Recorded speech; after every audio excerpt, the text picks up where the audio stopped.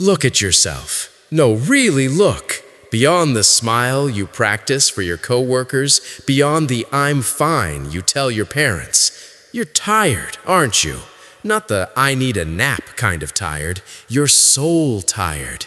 You've been carrying a version of yourself that died a year ago, and you're terrified that this mediocrity, this almost life, is all there is.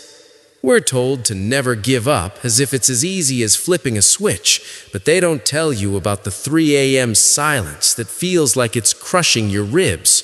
They don't tell you that sometimes the hardest part isn't the failure itself, it's the shame of having to start over when everyone else seems to be winning. You feel like a ghost in your own life, watching your dreams turn into maybe some days and then into never minds. But what if I told you that the breaking you feel right now isn't a funeral? What if it's a birth?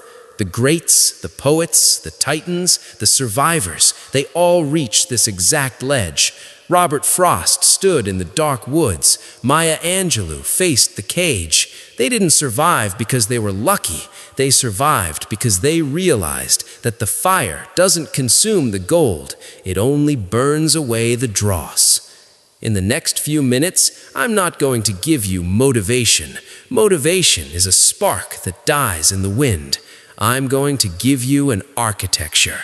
I'm going to show you how to take that heavy silence and turn it into a foundation. We are going through the 7 stages of a total soul reconstruction, from the weight of silence to the dawn within. The weight of silence. The heaviest thing you will ever carry isn't a physical burden. It's the things you haven't said. It's the screams you swallowed during dinner, the tears you wiped away before opening the door, and the mounting evidence, at least in your own mind, that you are failing at the very art of existing. We live in a world that is obsessed with the noise of success. We see the highlight reels, the filtered smiles, and the loud proclamations of victory, but nobody talks about the weight of silence. This is the stage of the journey where the lights are off. You are sitting in the wreckage of a plan that didn't work. Maybe it's a career that plateaued, a dream that was laughed out of the room, or a version of yourself you no longer recognize in the mirror. In this silence, your mind becomes a courtroom where you are both the defendant and the hanging judge. You replay your mistakes like a broken film strip. If only I had worked harder. If only I hadn't said that.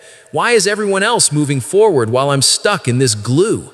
This internal struggle is exhausting because it's invisible. You walk through the grocery store, you respond to emails, and you tell people, "I'm fine," while internally you are gasping for air.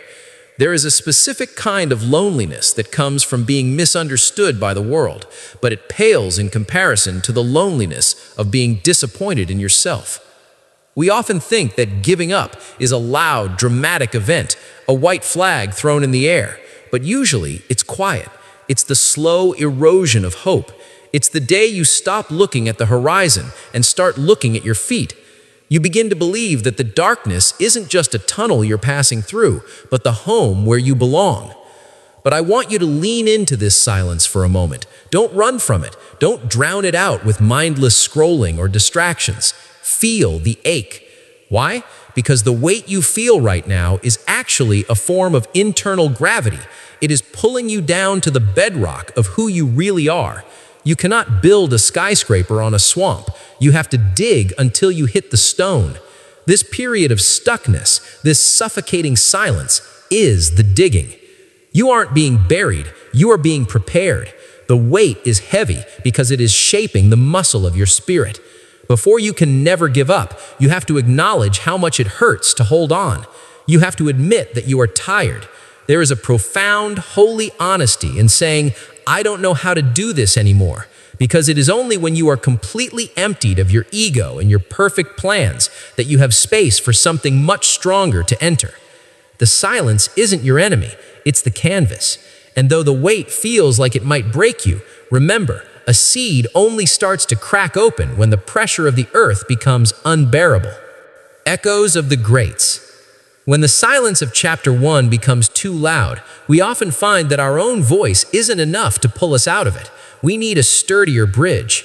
We need the voices of those who walked through the same valley centuries ago and left behind breadcrumbs of light. You see, your pain isn't new, it's ancient. And because it is ancient, there is already a map for it, drawn by the poets and the madmen who refused to let the darkness have the final word.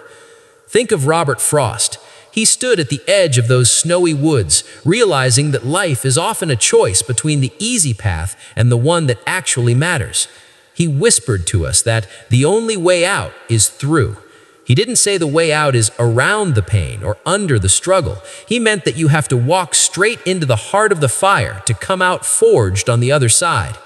When you feel like giving up, Frost reminds you that you have miles to go before you sleep, not as a chore, but as a testament to the untapped distance still left in your soul.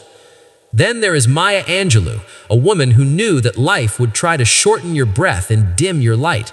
She taught us that you may encounter many defeats, but you must not be defeated. There is a radical difference between the two. A defeat is an event. Being defeated is a spirit.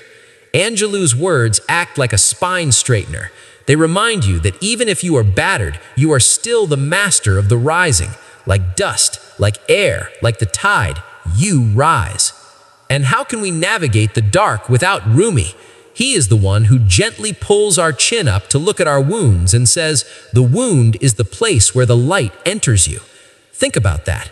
The very area where you feel most broken, the failure, the rejection, the loss, is actually the crack in your armor that allows grace to find its way in. Without the crack, you would be a closed box, stagnant and cold. Your brokenness isn't a defect, it's an opening. Then, when you feel the world is trying to silence your ambition, Dylan Thomas roars from the past. Do not go gentle into that good night. He begs you to rage against the dying of the light.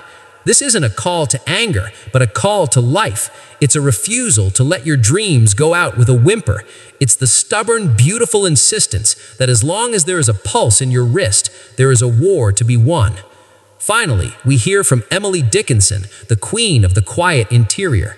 She tells us that hope is the thing with feathers that perches in the soul. It's a small, fragile thing, isn't it? It doesn't demand attention with a trumpet. It just sits there, singing the tune without the words, and it never stops at all. These poets are not just names in a textbook. They are your comrades in arms. They provide the echoes that remind you that the human spirit is a reoccurring miracle. When you read them, you realize you are part of a long, prestigious lineage of people who suffered, doubted, and nearly quit, but didn't. Their words are the lantern. They don't remove the darkness, but they show you exactly where to put your foot next so you don't stumble. You are walking in the footsteps of giants. Now it's time to start walking like one. The breaking point. There is a moment in every transformation that feels less like a beginning and more like an ending. It is the moment where the rubber meets the road, where the weight of silence and the echoes of the greats collide with the cold, hard reality of your current life. We call this the breaking point. Most people fear this moment. They see it as the sign to finally walk away, to admit defeat, and to settle for a life of quiet desperation. But the truth is, the breaking point is the most sacred part of the journey. It is the threshold. It is that midnight hour where the pain of staying exactly where you are, stuck in the same habits, the same fears, the same smallness, finally becomes more agonizing than the fear of the unknown. Think of a piece of iron. To become a sword, it cannot simply decide to be sharp. It must be thrown into a furnace so hot that its very structure begins to fail. It must be struck by a hammer so heavy that it vibrates to its core. The iron might feel like it is being destroyed, but it is actually being redefined. The breaking point happens when you finally stop lying to yourself. It's when you look in the mirror and say, I cannot live like this for one more day. It is the death of the old you. And let's be honest, that death hurts. It's messy. It involves letting go of the excuses that kept you warm at night. It means admitting that the reason you haven't moved forward isn't just bad luck or the economy or them. It's because you were afraid to be seen trying. In this chapter of your life, you are like a diver at the bottom of the ocean. The pressure is immense, the light is dim, and your lungs are screaming. But it is precisely that pressure that forces you to kick. It is the desperation for air that gives you the strength to move towards the surface with a ferocity you didn't know you possessed. When you hit the breaking point, you stop asking for permission. You stop waiting for a sign. You realize that you are the sign. You recognize that never giving up isn't a grand, heroic charge up a hill. It's the stubborn refusal to let your current circumstances be the final period at the end of your sentence. You might feel broken right now. You might feel like you've reached your limit. But remember, a glass must be shattered to be recycled into something new. A forest must sometimes burn to clear the path for new growth. This isn't your destruction, it is your deconstruction. You are shedding the skin that no longer fits the soul you are becoming. The breaking point is where your why becomes louder than your how. You don't need to know every step of the 10-mile hike yet. You just need to be so fed up with the valley that you start climbing. This is the moment of radical choice. The world is waiting to see if you will crumble into dust or if you will compress into a diamond. Hold on, don't blink. The breakthrough is usually hidden just 3 inches behind the breakdown. The architecture of change. After the collapse comes the blueprint. If Chapter 3 was the fire that leveled the old building, Chapter 4 is the quiet, disciplined work of laying the first brick of the new one. Real change is rarely a lightning bolt. It is an architectural feat. It requires a blueprinting of the soul, a deliberate, sometimes tedious process of redesigning your days to support the weight of your dreams. This is where never giving up transitions from a feeling into a system. Most people fail here because they try to build the roof before the foundation is dry. They want the glory of the finish line without the anonymity of the training ground. But you are going to build differently. You are going to start with the foundation of radical honesty. This means looking at your life, your habits, your circle, your inner monologue, and asking, does this serve the person I am becoming, or does it comfort the person I am leaving behind? The architecture of change is built on 3 pillars. 1. The pillar of micro-victories. When you are at your lowest, a big goal can feel like a mountain that wants to crush you. The secret to resilience is to shrink the mountain into a pebble. Don't try to fix your life today. Just win the next 10 minutes. Drink the water. Write the 1 sentence. Make the 1 difficult phone call. These are micro-victories. They are the mortar between your bricks. Each one sends a message to your brain. I am a person who keeps my word to myself. The pillar of emotional boundaries. You cannot build a cathedral in a war zone. You must protect your workspace, both physical and mental. This means auditing who gets access to your energy. If someone constantly reminds you of your breaking point, but never celebrates your architecture, they do not belong in your inner sanctum. As Maya Angelou once said, when people show you who they are, believe them the first time. Protect your peace as if your life depends on it, because the version of you that survives depends on it. The pillar of gracious discipline. Discipline is often painted as a cold, harsh master, but true discipline is an act of self-love. It is saying, I love my future self too much to let my current laziness cheat them. However, this discipline must be gracious. You will stumble. A brick will crack. When it does, do not tear down the whole wall in frustration. Simply replace the brick and keep building. In this stage, you must become a student of your own behavior. Notice the triggers that make you want to quit. Is it exhaustion? Is it the fear of judgment? Label them. When you name a ghost, it loses its power to haunt you. Remember, the new you isn't a destination you arrive at. It's a structure you inhabit. It's the way you breathe when things go wrong. It's the ritual of showing up when you'd rather hide. You are moving from a life of reaction to a life of intention. You aren't just surviving the storm anymore. You are building a ship that knows how to use the wind. The architecture of change isn't flashy. It's quiet. It's early mornings and lonely nights. It's the sound of a hammer hitting a nail in the dark. But one day, you will look up and realize you are standing inside a life that you no longer need to escape from. The crucible. If the architecture of change was the blueprint, the crucible is the moment the structure is tested by a hurricane. In alchemy, a crucible is a container that can withstand extreme heat, used to melt substances so they can be purified. In the journey of the human spirit, the crucible is that phase where life decides to test whether your new discipline is a hollow shell or a solid core. This is the hardest part of the journey. It's the middle of the marathon where the initial excitement of starting over has evaporated and the finish line is nowhere in sight. This is the stage where the universe asks, do you really want this, or were you just in love with the idea of it? In the crucible, everything that can go wrong often does. You've been working on yourself, you've been disciplined, you've been building, and then you lose a job, or a health scare happens, or someone you love looks at the new you and says, I liked the old one better. This is the friction of growth. It is designed to burn away your remaining insecurities. Think of Emily Dickinson's Hope again. In the crucible, that little bird with feathers doesn't just sing, it has to survive a gale. As she wrote, and sore must be the storm that could abash the little bird that kept so many warm. The storm in your life right now isn't there to stop you, it's there to see if your hope has teeth. Resilience isn't the absence of pressure, it is the ability to maintain your shape under pressure. During this phase, you will experience the great temptation. The temptation is to go back, to retreat into the comfortable misery of your old life, because at least you knew the rules there. The crucible makes you feel foolish for trying.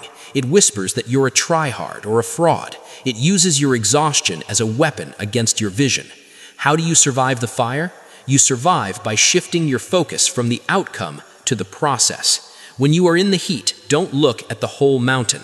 Look at your feet.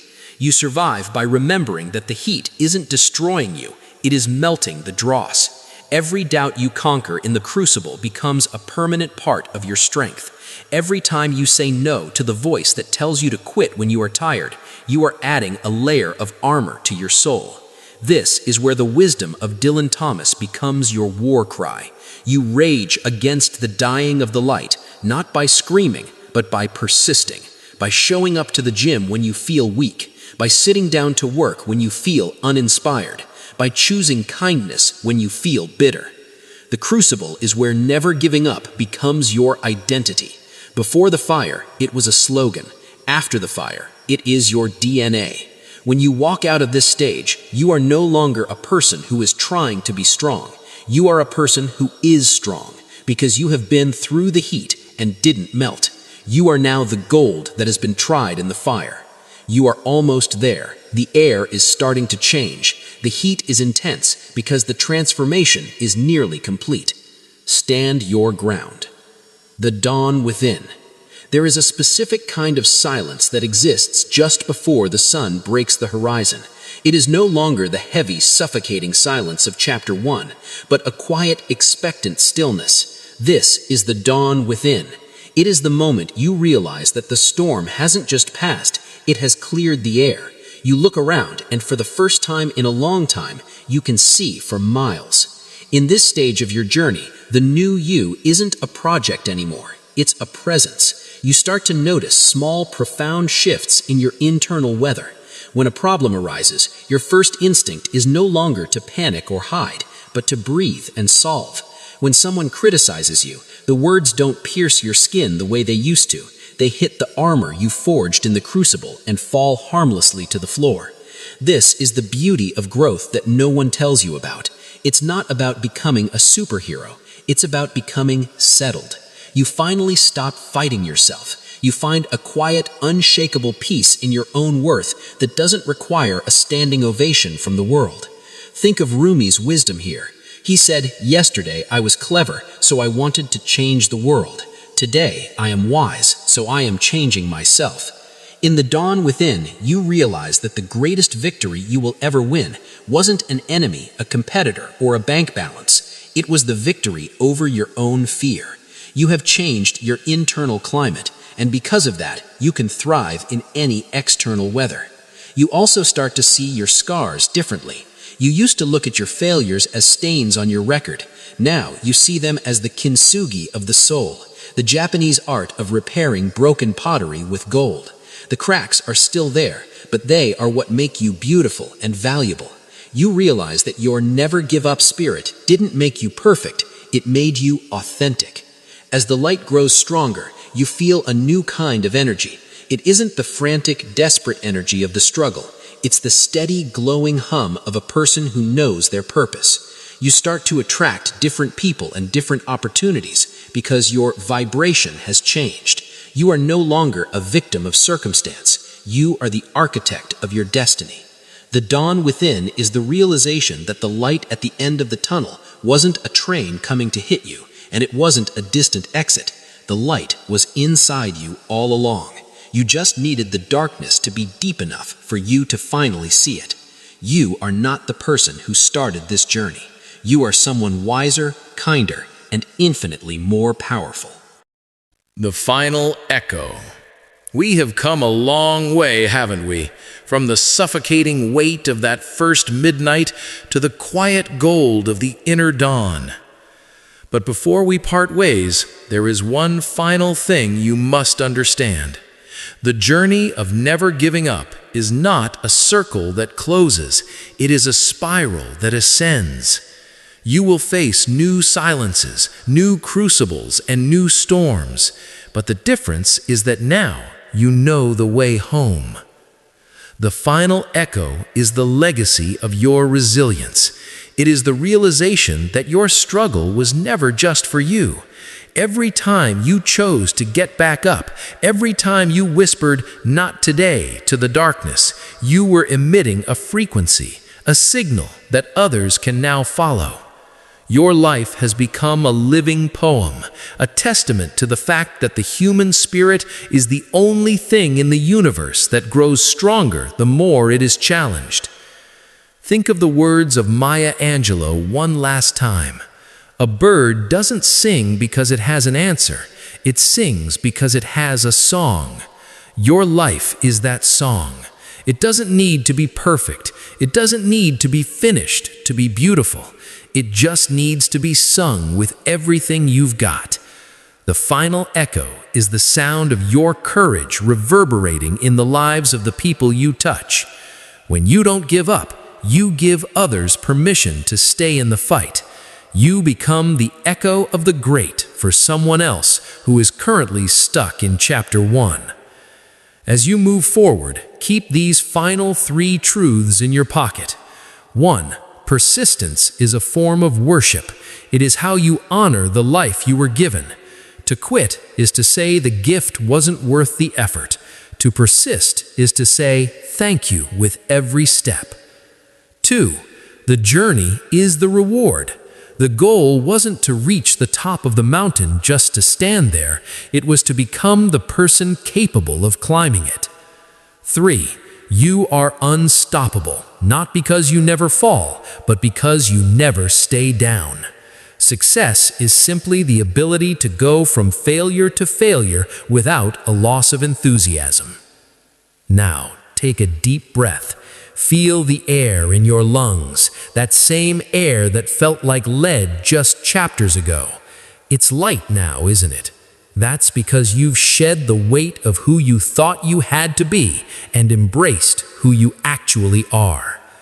The world is waiting for your next move, not the perfect move, not the impressive move, but the honest move. Go back into the world, not as a survivor, but as a conqueror. Not as someone who is afraid of the dark, but as someone who carries the sun in their pocket.